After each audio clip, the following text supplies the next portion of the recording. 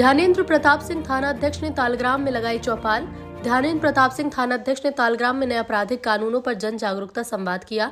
तालग्राम कन्नौज ने आपराधिक कानूनों के प्रभावी क्रियान्वयन के तहत थाना प्रभारी ने स्थानीय क्षेत्र में जन जागरूकता कार्यक्रम आयोजित कर आम जनमानस को भारतीय न्याय संहिता, भारतीय न्याय सुरक्षा संहिता और भारतीय साक्ष्य अधिनियम की प्रमुख प्रावधानों की जानकारी दी। कार्यक्रम के दौरान थाना प्रभारी ने कहा कि नए कानूनों का उद्देश्य न्याय प्रक्रिया को अधिक पारदर्शी, त्वरित और पीड़ित केंद्रित बनाना है। उन्होंने नागरिकों को कानून के तहत मिलने वाले अधिकार, शिकायत पंजीकरण की नई प्रक्रिया, युवाओं महिलाओं की सुरक्षा से जुड़े संशोधित प्रावधान के बारे में विस्तार पूर्वक बताया।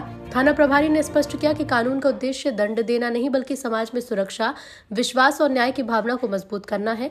उन्होंने लोगों से अपील की है कि अफवाहों से दूर रहें और सही जानकारी प्राप्त कर लोगों तक भी जागरूकता फैलाएं।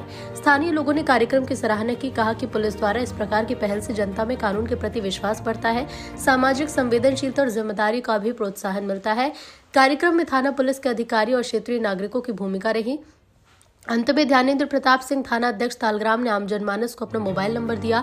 कहा कि 24 घंटे 7 दिन फोन चालू मिलेगा। किसी प्रकार की समस्या है मोबाइल फोन द्वारा या सीधे मिलकर साझा कर सकते हैं।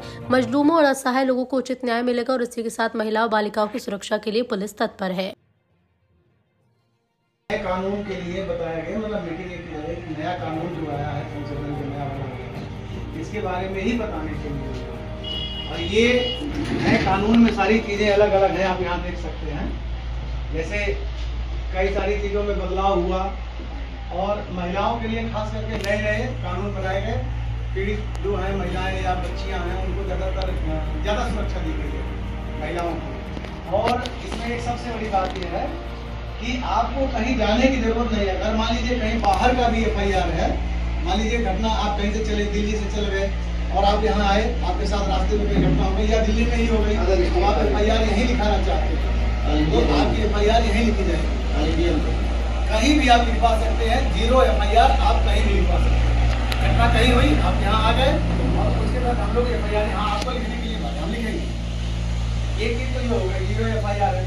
बाकी और जैसे धाराएं हैं, कई चीज़ों में परिवर्तन किया गया, कई चीज़ें बदली हैं।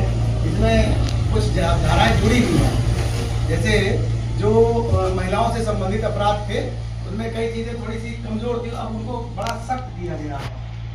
और जैसे डिजिटल रिकॉर्डिंग वगैरह हो गया, जैसे हम लोग पहले गिरफ्तारी वगैरह करते थे तो ऐसे ही पकड़ करके लिया करके पकड़ लिया तो जैसा अपराधी था, लेकिन अब हमें उसकी वीडियो बनानी पड़ती है। किसी भी आदमी को अगर हम गिरफ्तार करते हैं तो उसकी हम वीडियो बनाते हैं। ये इसके तहत डिजिटल रिकॉर्डिंग सुधारिता की समानता की दी गई। मतलब आपको डिजिटल बनाना ही है, ये हमें बनाना ही है। अगर ऐसा कोई नहीं बना रहा है जिसमें मतलब गलत कर रहा है।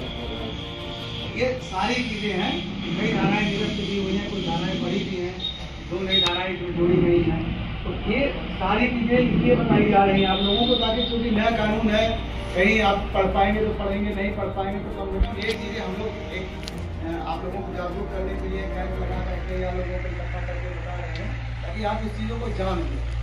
उद्देश्य यही है आपको बताने का। तो सरकार की सोच यही है कि इसको हर हाल में सभी लोगों को बताया जाए और सब लोग इससे जागरूक हों। ठीक है?